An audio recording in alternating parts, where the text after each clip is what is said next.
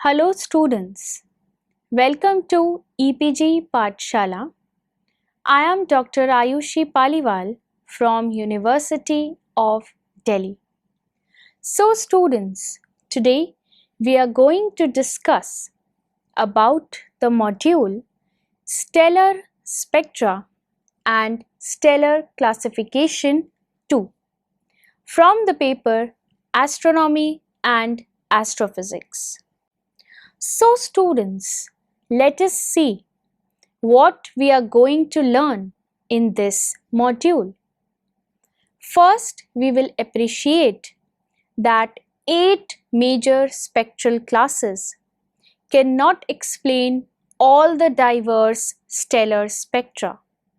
More classes and prefixes and suffixes with the existing classes are needed. Second, we will learn that spectral classes, that is Q, P and W, Wolf-Rayet, are added before class O, and classes R, N and S are appended to the Harvard system as offshoots of classes K and M. Thirdly, we will conclude that WR stars, they are very hot stars because they show emission lines of highly ionized atoms. They have strong stellar winds which blow off the upper layers of the stars, revealing in the lower layers the presence of C and N. Next, we will also learn that R and N stars shows bands of carbon molecules such as CH and CN and are called as carbon stars. Next, we will also realize that the stellar classification sequence is actually a sequence in which surface temperature decreases from class O to class M. So let us start with a basic introduction about the module. In the last module, we introduced the spectral classification of stars. We explained the nature of the spectra as that containing mainly the absorption lines. We discussed the variety in the spectra of stars.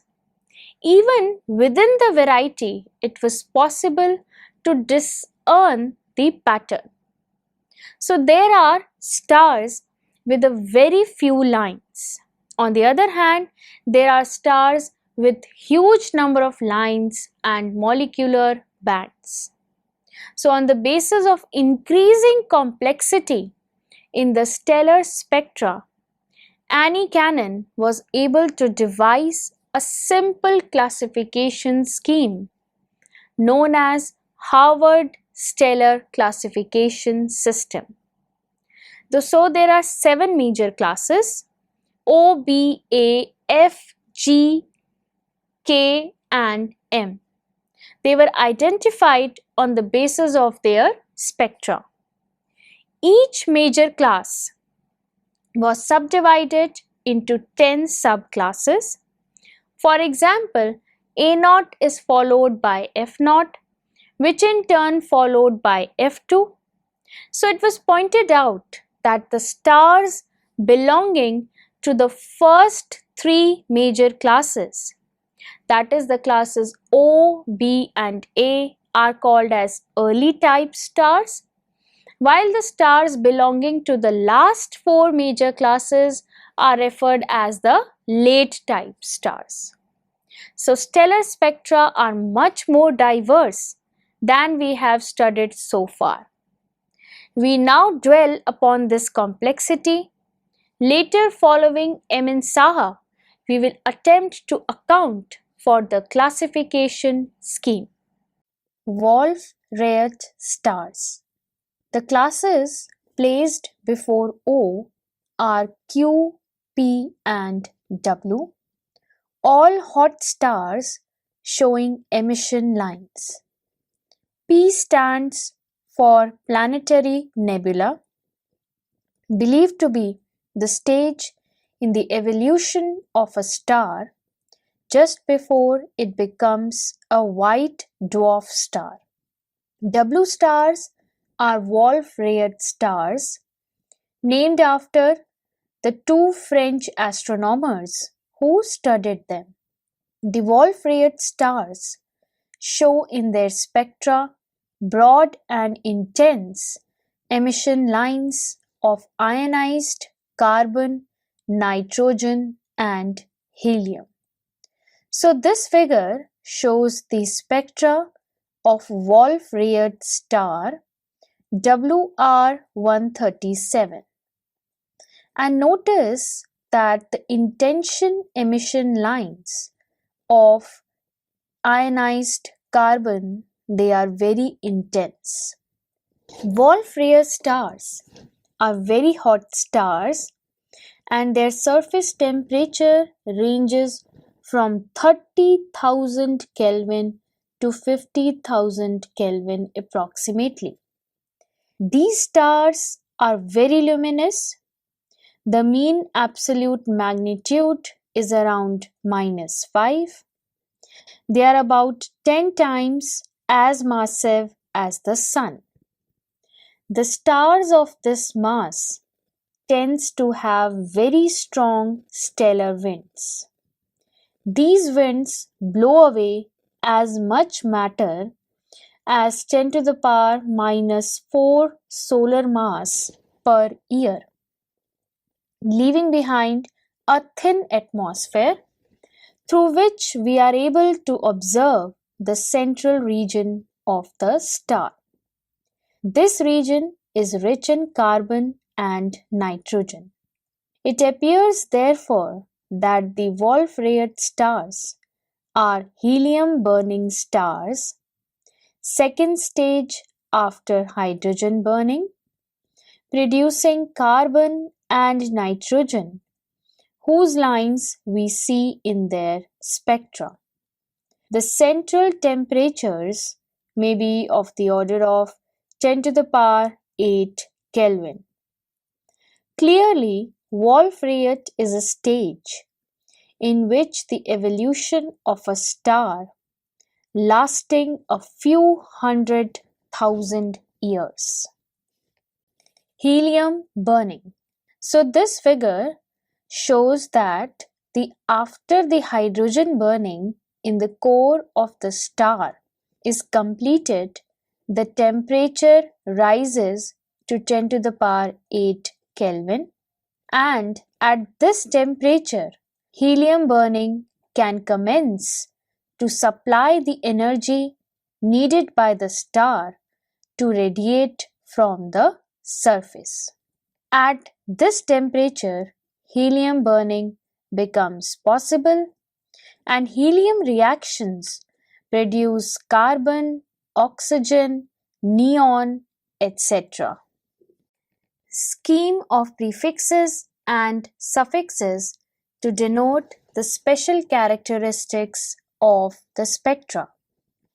An example of a prefix attached to the spectral class of a star is C, which denotes that most of the lines in the star's spectrum have narrow profiles, such as in the star Alpha Cygni. Some of the other prefixes and suffixes used are the following. N denotes wide and diffuse lines. S is used in spectral classes B and A to denote the lines of narrow profiles, but not as narrow as denoted by the prefix C. E denotes the appearance of the emission lines in the classes O to M, where they are not normally expected. The prefix appearing in classes O and B means that the Balmer lines of the hydrogen are in emission. V denotes the variable spectrum and EV denotes the variable emission spectrum. K denotes the presence of H and the K lines of Ca+. P denotes that the spectrum contains peculiarities not normally found in the spectral class in which the spectrum is classified. In certain stars of class A, for example, the tines of Si2 and Sr2 are exceptionally strong. These stars are designated as AP stars. Complete stellar classification. To the 7 major classes of the Harvard system, 3 more classes are added. So the stars of classes R and N, they are called as carbon stars because they show bands due to C, CH and Cn. These stars do not show bands due to TiO, the prominent feature of M stars. So stars assigned the spectral class S also does not show bands due to TiO. Instead, they show bands of zirconium oxide, lanthanum oxide and YTO. So the 5 stars which are generally long period variable stars. Stars Q, P and W, Wolf-Rayet, are placed before O as shown in this figure. W Equalis. W Equalis is a typical S star. It is a Mira variable star and its magnitude varies between 7.3 and 14.3. The figure is shown over here. It is a red giant star whose radius varies between about 215 to 240 solar radii. At its peak, it is about 30,000 times brighter than the Sun. Let us now discuss the spectral sequence. This spectral sequence shows the spectra class P, 7 major classes of Harvard system, classes that is R, N, S as shown in this figure. P stars are actually planetary nebulae. Examples of the stars of various types are also given. Planetary nebula is a stage in the evolution of a star just before it becomes a white dwarf star. Spectra of S-type stars. These days, the intensity of lines is measured by CCDs, as it was discussed earlier. So this figure shows the spectra of 2 S stars in the visual range. Now students, notice over here that the lines due to zirconium oxide, which is the distinguishing feature of S-type stars. Surface temperature and spectral classification, Saha's theory. We have already noted that spectral sequence from simple to complex spectra is a temperature sequence. So at the top of the sequence, the surface temperature of O stars is so high that most atoms are ionized. The exception is He, He2, which is difficult to ionize a second time. So these stars show only the lines of He2 and there were other few lines. As we progress to lower temperatures, first we encounter the lines of hydrogen.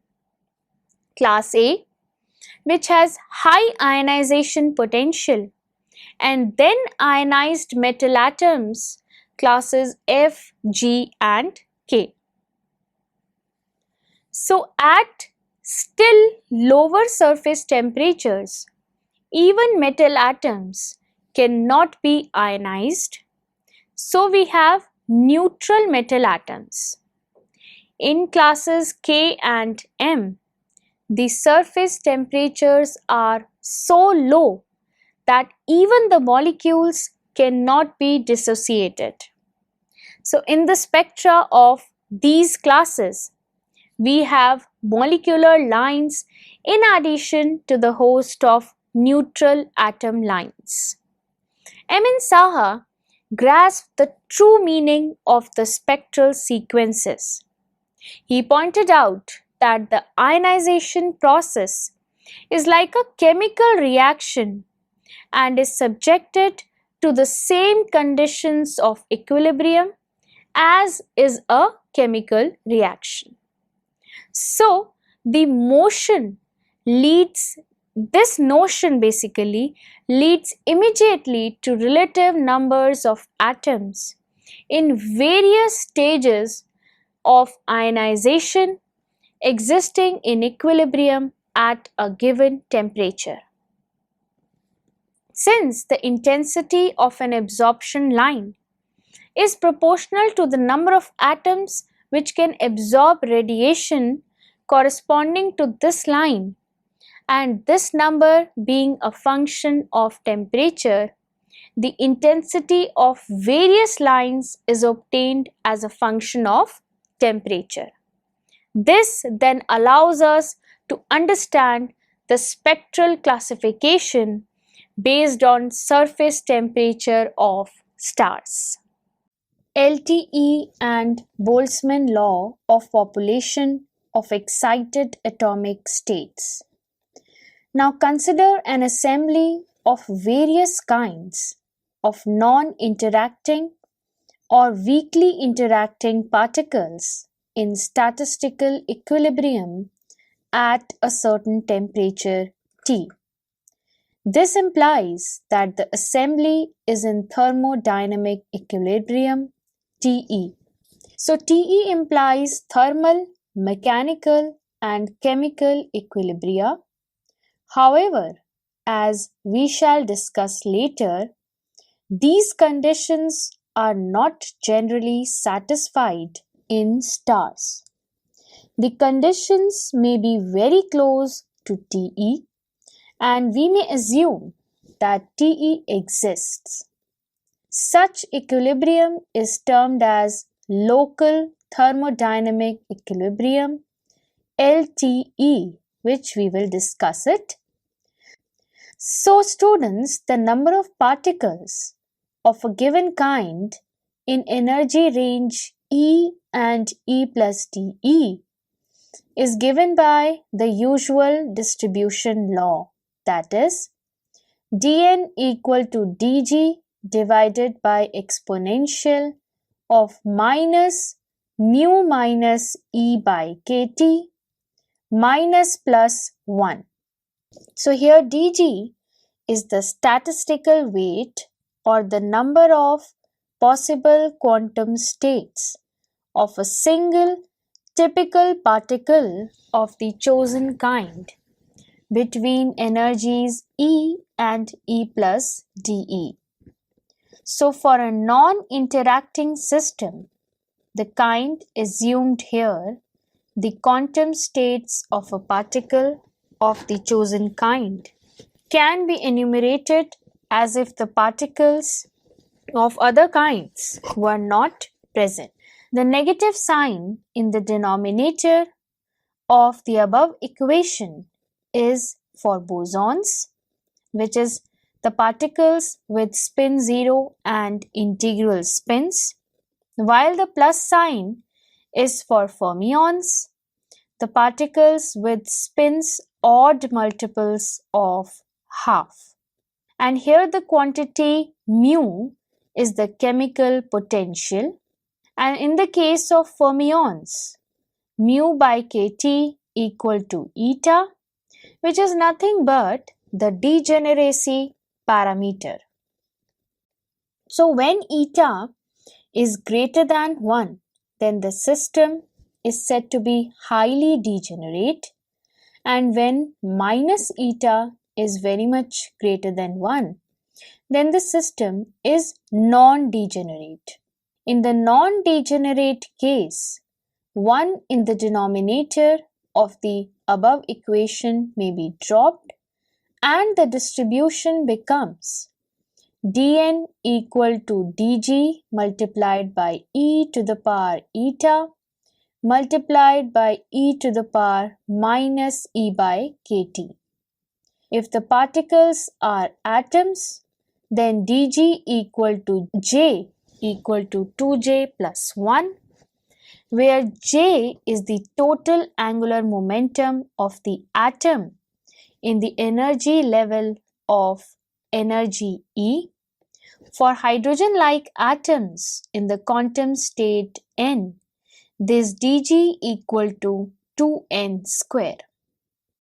Now, if the particles are free particles, that is, they are having momentum in the range p and p plus Tp, dG equal to gV by h cube multiplied by 4 pi p square dP, where V is the volume in which the particles are confined and G is the statistical weight of the internal states of the particle.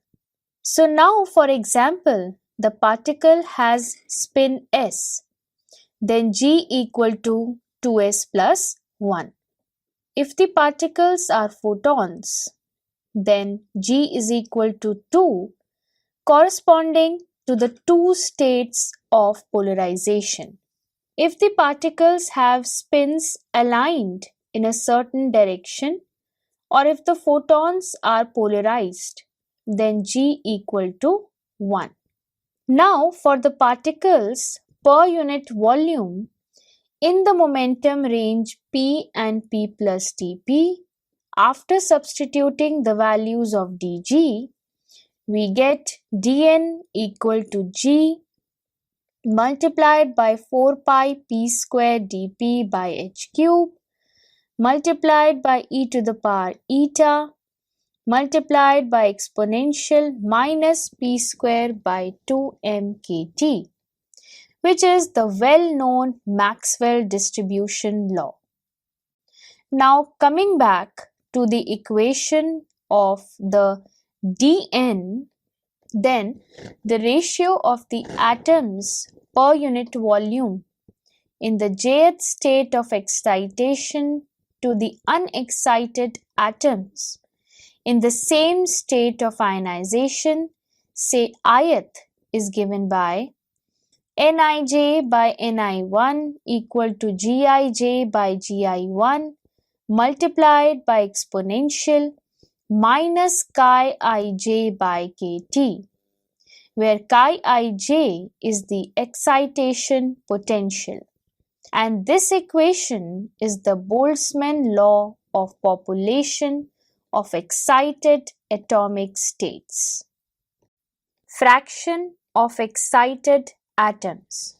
So the total number of atoms in the ith state of ionization is Ni equal to summation over j equal to 1 to infinity, Nij equal to Ni1 divided by Gi1 multiplied by Bi as a function of t, where Bit equal to the summation over Gij multiplied by exponential minus chi ij by kt. This is called as the partition function for the ionization state I. At first sight, it might appear that in this equation will diverge because the excitation potential reaches the limiting value of the ionization potential epsilon I, and Gij are the positive numbers. But as it happens at many places that the divergence is averted. Actually, each term in the sum must be multiplied by the probability of the existence of the corresponding level. So the probability of the existence of very high excitation states is extremely low because the perturbation from the neighboring atoms do not allow the atom to exist in such states. Thus, a cutoff can be applied after a finite number of terms and the divergence is averted. Fortunately, the precise number of terms retained in the sum is not very important, and the partition function in most cases of astrophysical interest is quite insensitive to this number. Actually, under weak conditions of excitation, the first term in the sum dominates and the partition function is virtually equal to the statistical weight of the ground state. This is particularly true for the atoms of hydrogen and helium, which are difficult to excite. So if we decide to express the excitation and ionization potentials in electron volts, then for hydrogen-like atoms we have Chi equal to 13.6 Z square multiplied by N square minus 1 by N square electron volts, where Z is the atomic number of the atom. So using this equation, we get for the hydrogen atoms, that is putting the value of Chi n, log of N1N by N1 equal to 2 log n minus 68,500 by T multiplied by N square minus 1 by N square. So the left hand side figure shows the fraction of excited hydrogen atoms as a function of the energy level.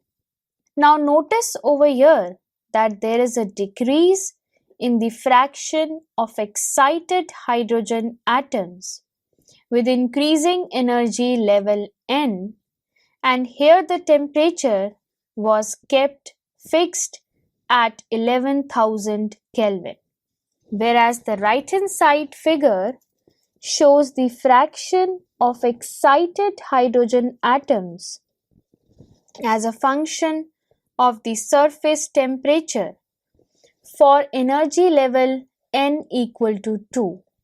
Notice over here that there is a rapid decrease in the fraction of excited hydrogen atoms with decreasing temperature. So students, let us summarize what we have learned in this module.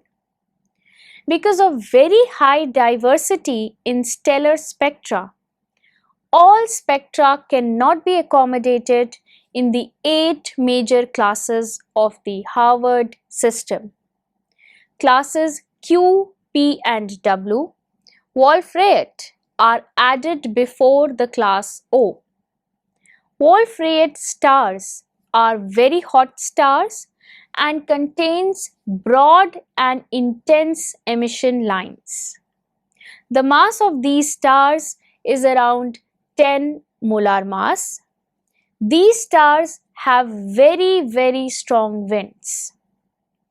It is possible that Wolf-Rayet stars are helium burning stars and represents a stage in the life of a star.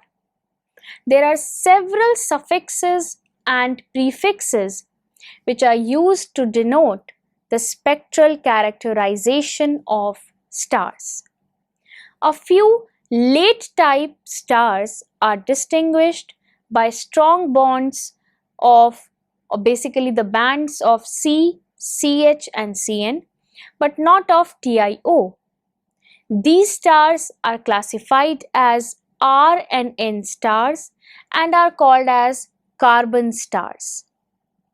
There are also stars which shows bands of zirconium oxide, lanthanum oxide and yttrium oxide. These are called as S stars. S stars are generally variable stars with long periods. Now, M.N. Saha pointed out that the spectral sequence from simple to complex is a temperature sequence. So, Boltzmann law of population of excited atomic states was derived, and it is given by Nj by N1 and basically Nij by Ni1 equal to Gij by Gi1 multiplied by exponential minus iota chi ij by kT. The fraction of excited atoms of hydrogen is a function of temperature. So there is a rapid increase in the fraction of excited hydrogen atoms with decreasing temperature. Thank you.